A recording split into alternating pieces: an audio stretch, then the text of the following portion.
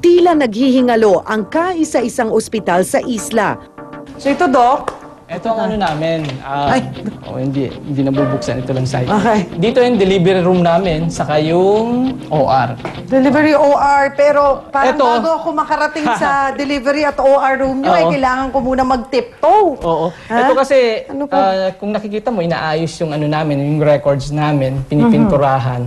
Kaya yung mga records, nilagay muna dito para hindi mabasa. Ito yung OR namin. Operating room.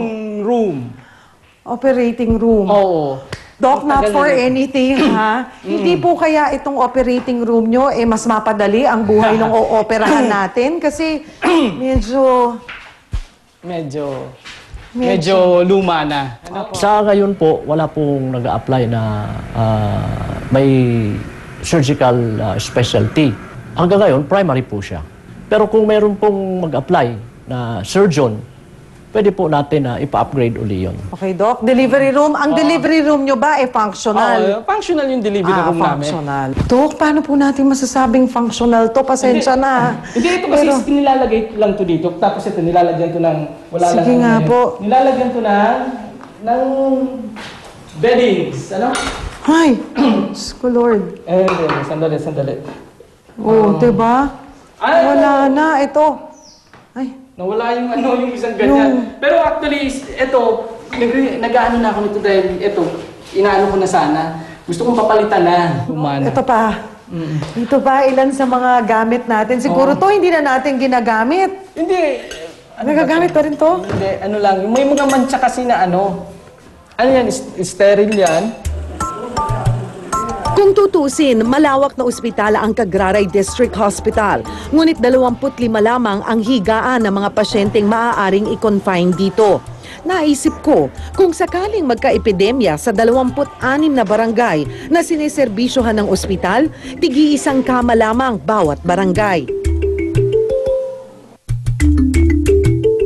Higit sa lahat, wala rin silang laboratoryong magsasagawa ng pagsusuri upang agarang matukoy ang sakit. So, Doc, pagdating naman po sa lab test, sabi nyo nga, ay pinapadala rin sa mainland. Dahil dito sa inyong... Ito ang Sana. laboratory namin. Laboratory room. Okay.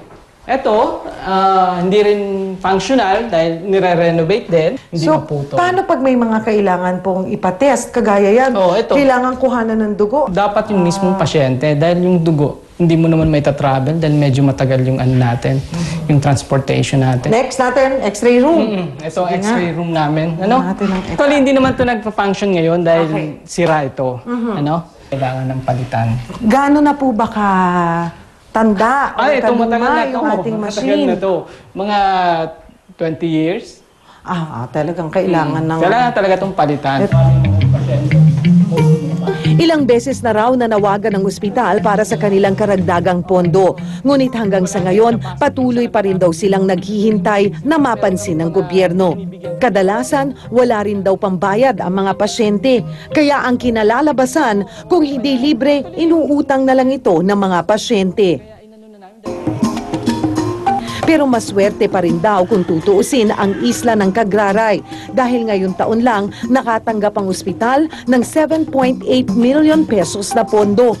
Bago ka rin ma-credit, maayos yung hospital. Kaya inaano ko to na talagang maayos. Kung titingnan mo kasi yung location ng hospital, medyo mahirap siya.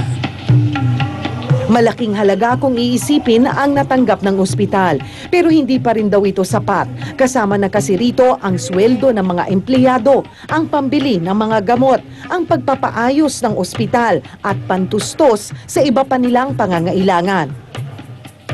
Bukod sa problema sa pondo, kulang na kulang din daw sila sa tauhan. Paretiro na ang ilan sa kanilang empleyado. Ang problema, wala naman daw papalit o nag-a-apply sa mga mababakanting posisyon. Ngayong taon pa lang, 2 na yung nag-retire sa amin. Tapos meron pang isa sa December. Bali kulang na talaga yung mga personnel.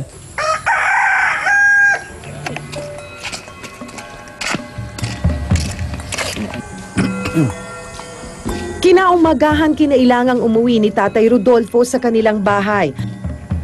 Payo kasi ng mga doktor sa Cagraray, dalhin na ang asawa sa provincial hospital. Hindi raw kasi kayang suportahan ng kagraray ang pangangailangang medikal ni Aling Aurora.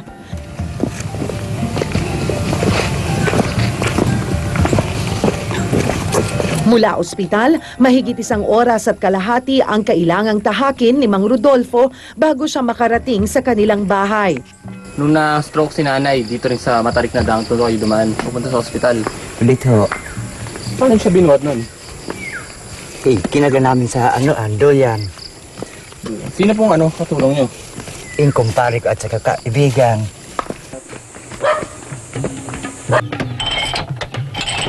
Matapos ang mahabang lakaran, kaagad inasikaso ni Mang Rodolfo ang mga naiwang gawain sa bahay. Dati! Pagkatapos ng mga gawain sa bahay, inihanda na ni Mang Rodolfo ang mga babauning damit sa pagluwas nila sa Provincial Hospital sa Albay. Mabuti na ang parang pero parado pagpunta doon kaya inanda ko ng mga damit. Sana magabat sa imo ka. Tay, ano po yung yung perang yan? Ano yun?